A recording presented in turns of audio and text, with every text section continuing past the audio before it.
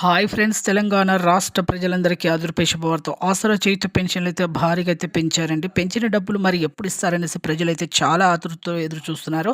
ఇప్పుడు మనకి ఎన్నికలు జరుగుతున్నాయి కాబట్టి ఎన్నికల తర్వాత ఇవ్వడం జరుగుతుందని మన సీఎం రేవంత్ రెడ్డి గారు అయితే చెప్పడం జరిగింది.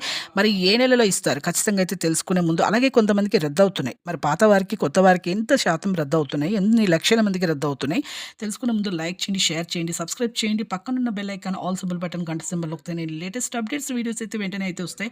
ఇక లేట్ చేయకుండా అయితే వీడియోలకి అయితే వెళ్ళిపోదాం ఫ్రెండ్స్. పాత వారికి, వృద్ధులకి, వితంతువులకి, ఒంటరి మహిళలకు 4,000, వికలాంగులకి 6,000 రూపాయలు అయితే ఇవ్వడం జరుగుతుంది.